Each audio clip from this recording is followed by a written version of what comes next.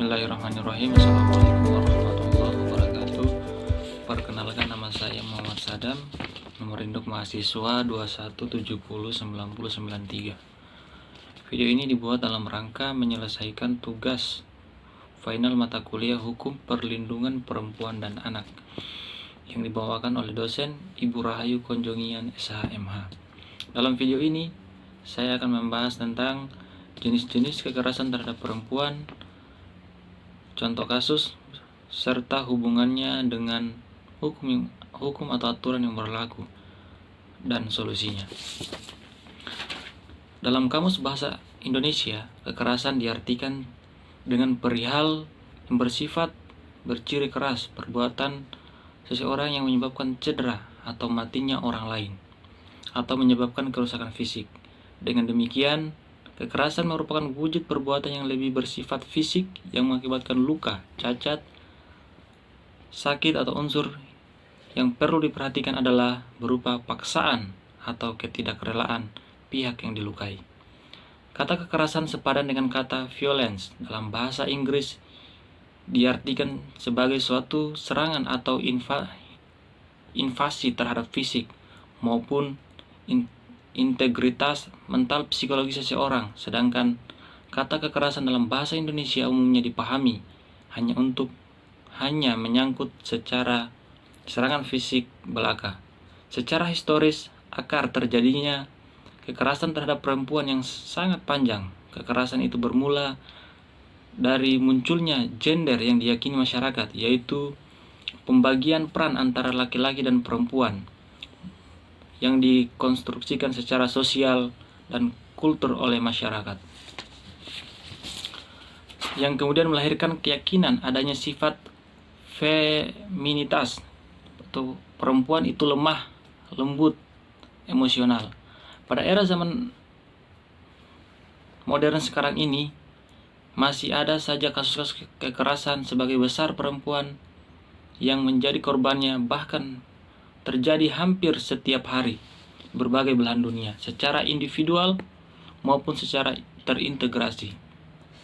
Kekerasan terhadap perempuan merupakan tindak penistaan dan pengebirian harkat dan martabat harkat manusia, dapat terjadi di semua tingkat kehidupan, baik di tingkat pendidikan, ekonomi, budaya, agama maupun suku bangsa. Hal ini karena pada dasarnya kekerasan terjadi akibat paham dunia yang masih didominasi oleh laki-laki. Di Indonesia sendiri, kasus kekerasan menjadi salah satu masalah yang krusial dan bentuk upaya keras dalam pembenahannya oleh semua pihak. Tindak kekerasan terhadap perempuan merupakan suatu tindak pidana yang banyak mendapat perhatian dari para ahli ilmu sosial pada tahun-tahun terakhir ini.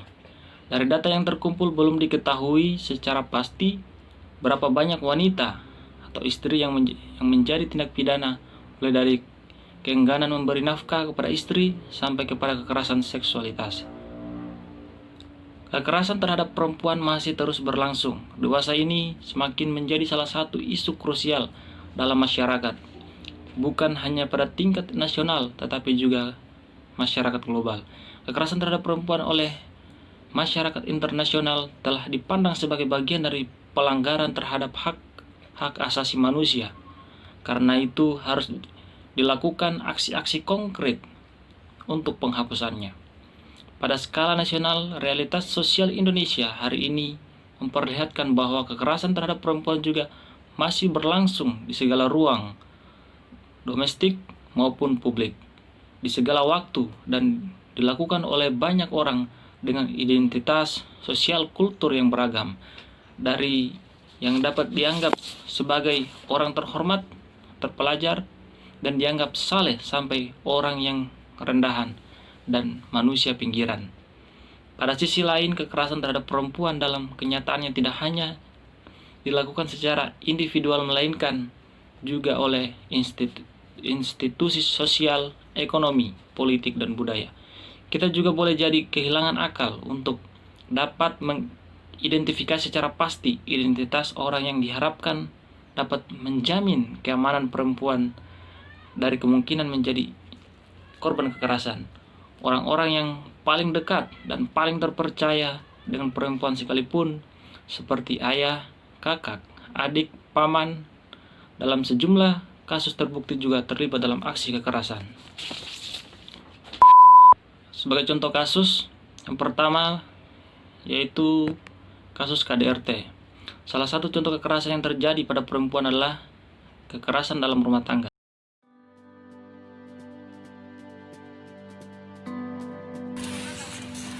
Inilah video yang viral pada akhir Agustus lalu di media sosial.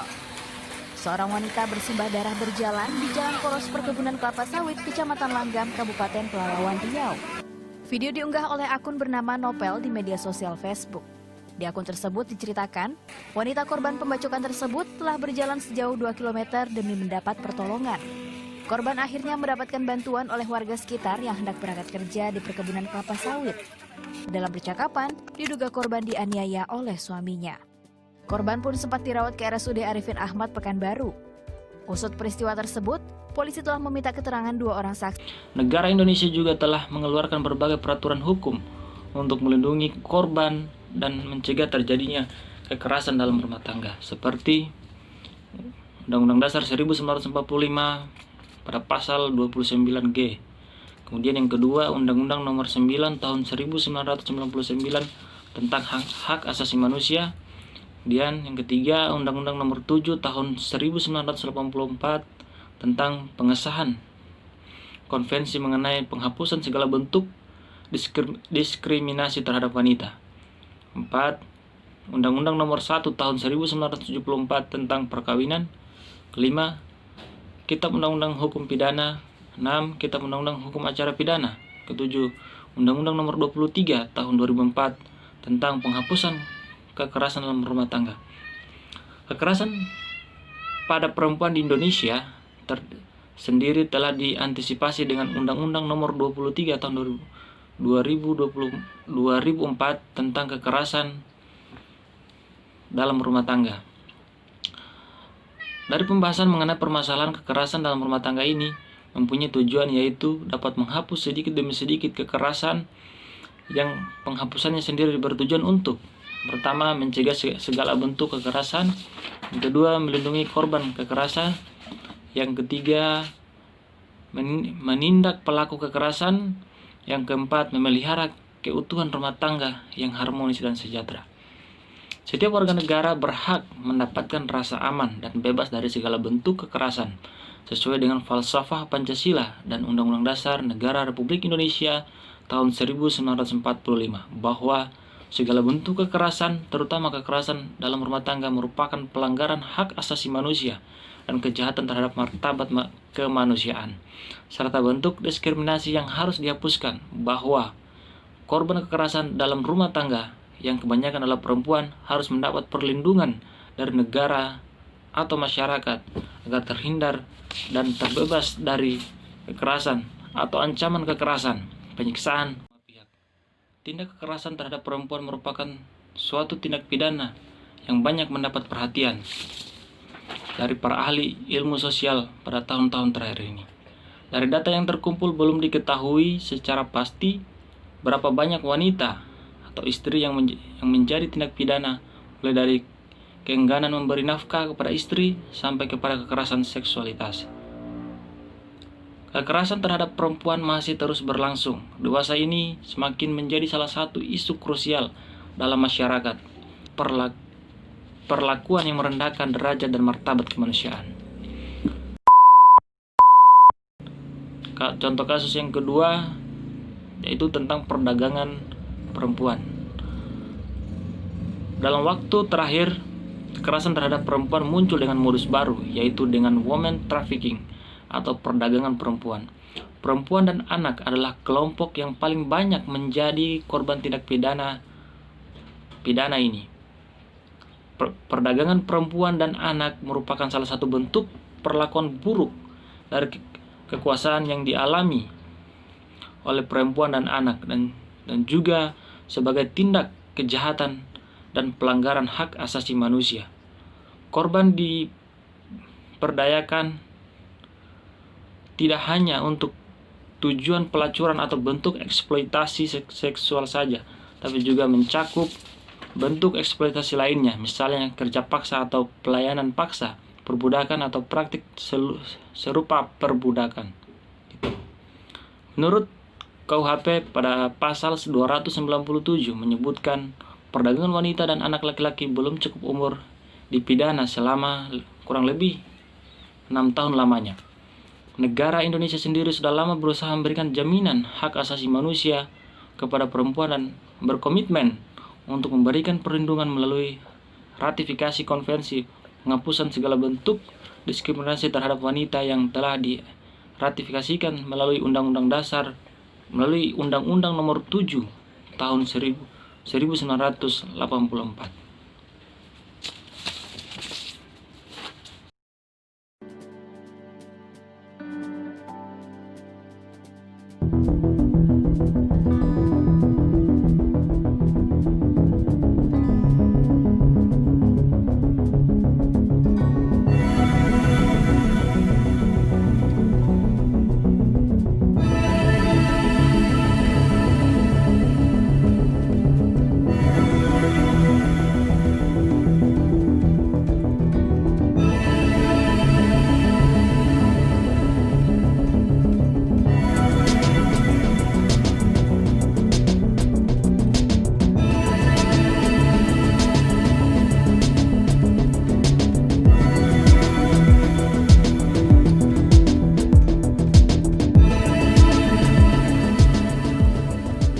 Terkait dengan dugaan tindak pidana mengeksploitasi atau mempekerjakan anak di bawah umur baik secara ekonomi dan atau secara seksual dan atau perdagangan manusia. Kami kemudian mendapati di 2 lantai dalam satu apartemen tersebut anak-anak di bawah umur ada 9 orang dan yang sudah dewasa ada 4 orang. Dengan pengawasnya dan yang mucikari yang ada di situ ada 5 orang semuanya. Kemudian kami amankan dan kemudian kami lakukan pemeriksaan, dan dari hasil pemeriksaan itu kami menetapkan 5 orang tersangka. Ya, ini 2 orang suami istri yang berperan sebagai mucikari dan juga agen pencari wanita di daerah-daerah, dan 3 orang sebagai penjaga. Wanita ini dipaksa untuk melayani dan berbuat mesum kepada tamunya, kemudian menjualnya dengan cara sistem voucher. Jadi satu voucher ini dihargai 380.000 dengan perincian 200.000 itu untuk yang punya tempat, kemudian sisanya 180 dibagi untuk yang mucikarinya ini dapat 75.000 dan anak-anaknya hanya dapat 105.000. Mereka akan berusaha memaksa dan menekan kepada para wanita ini untuk memenuhi targetnya, minimal penjualan dalam 1 bulan mencapai 50 voucher. Kemudian yang di bawah umur akan dibuatkan identitas palsu, ya ini KTP palsu, sehingga untuk mengelabui petugas seolah-olah wanita tersebut umurnya sudah dewasa. Dijerat dengan Undang-Undang Perlindungan Anak dan Undang-Undang Pemberantasan Perdagangan Orang dengan ancaman hukuman maksimal 15 tahun penjara. Kami menyimpulkan ada perdagangan manusia untuk tujuan seksual komersial dan eksploitasi ekonomi. Di dalam konvensi PBB tentang hak anak ini dikategorikan dengan sexual bondage atau perbudakan seks, karena double ya. Selain dia dieksploitasi secara ekonomi, dia dieksploitasi juga secara seksual dan komersial. Nah, definisinya itu terpenuhi seperti apa yang disampaikan oleh Pak Kapolres tadi. Ada perpindahan dari tempat ke tempat yang lain, ada transaksi, lalu kemudian ada agen, ada uang, ada utang. Itu adalah bagian definisi secara internasional, bahkan di Indonesia juga di Undang-Undang TPO itu sudah masuk dalam kategori perdagangan manusia untuk tujuan seksual komersial dan perdagangan manusia untuk tujuan ekonomi, eksploitasi ekonomi. Aplikasi-aplikasi yang sudah merebak di kalangan masyarakat, termasuk aplikasi WeChat, Facebook, media sosial lainnya, itu menjadi salah satu modus yang tidak kalah merebaknya di tengah masyarakat kita, dan itu sebenarnya adalah salah satu yang harus kita upayakan supaya kita bisa bekerja sama dengan Kementerian Kominfo juga untuk memblokir aplikasi-aplikasi yang memang arahnya mengarah kepada ke sana. Harapannya adalah bahwa korban akan bisa dipulihkan meskipun sudah masuk di dalam penataan selama 6 bulan di Dinas Sosial, maka kami berikutnya akan memberikan bisa advokasi, kemudian untuk melakukan konseling di awal, dan kemudian apabila diperlukan lagi setelah melakukan 6 bulan ya Bu ya di Dinas Sosial, kita akan bersama-sama berkoordinasi untuk memberikan pelayanan maksimal bagi mereka yang pemulihannya akan lebih total lagi. Itu kekerasan seksual. Kekerasan seksual ini meliputi pemaksaan hubungan seksual yang dilakukan terhadap orang yang menetap dalam lingkup rumah tangga tersebut.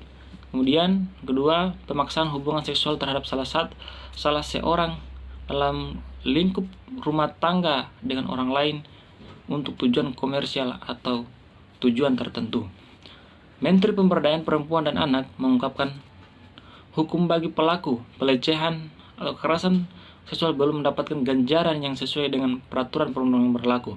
Hal ini terjadi karena hakim atau jaksa belum menggunakan perspektif gender dalam memutus perkara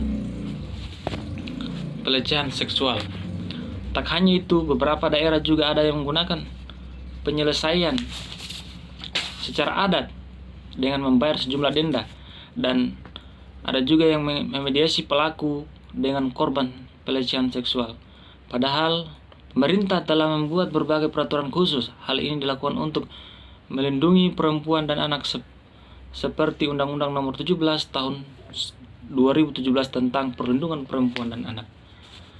Dan solusi dari permasalahan di atas bahwa dapat disimpulkan dari berbagai kasus tersebut, dapat disimpulkan bahwa kekerasan perempuan harus dihentikan karena sudah tidak lagi memerlukan penelitian dan bukti akademis, karena secara empirik hampir setiap hari semua orang dapat menyelesaikan kasus-kasus dalam berbagai bentuknya lewat media massa, baik cetak maupun elektronik.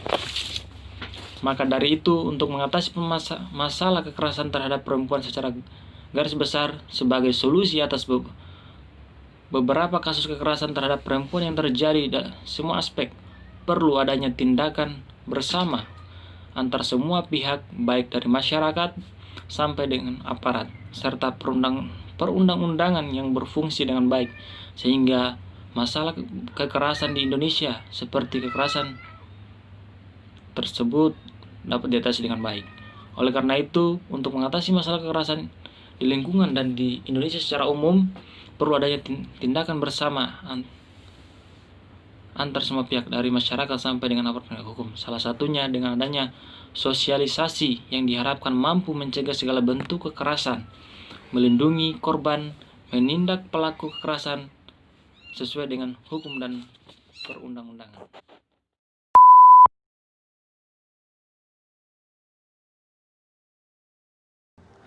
Ya, sementara itu sebanyak 8 anak laki-laki dan 4 anak perempuan yang masih berusia 9 tahun di Sukabumi, Jawa Barat menjadi korban kekerasan seksual seorang tunawisma. Menurut polisi, tidak menutup kemungkinan korban akan bertambah.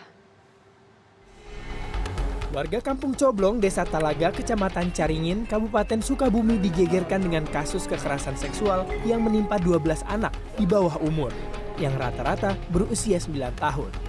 Pelaku, Dadin, yang berusia 45 tahun, merupakan seorang tunawisma. Dia mencabuli korban di sebuah saung di atas bukit yang digunakan untuk istirahat para petani kebun di malam hari. Pelaku merayu dan menyekap korban saat siang hari sepulang sekolah. Selain mendapatkan kekerasan seksual, korban juga mendapatkan kekerasan fisik. Usai diperiksa intensif oleh kepolisian dan dokter ahli, pelaku diketahui mengidap pedofilia. Menurut polisi, kasus ini masih dalam pengembangan dan tidak menutup kemungkinan korban akan bertambah. Yang bersangkutan adalah pelaku terhadap pencabulan bahkan kekerasan seksual terhadap anak di bawah umur yang terjadi di wilayah Caringin. Yang dengan modus operandi adalah yang bersangkutan merupakan pengangguran, tidak bekerja, tidak berkeluarga, yaitu mengincar korban-korbannya yang mereka adalah anak-anak di bawah umur, baik laki-laki dan perempuan. Pelaku terancam dijerat pasal 82 Undang-Undang Perlindungan Anak dengan hukuman maksimal 15 tahun penjara. Ahmad Fikri, Sukabumi.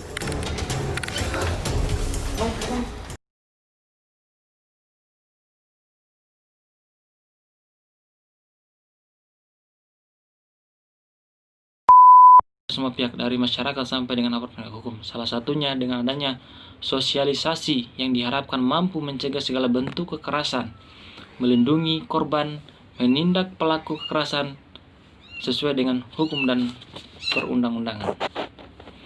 Sekian dan terima kasih. Wassalamualaikum warahmatullahi wabarakatuh.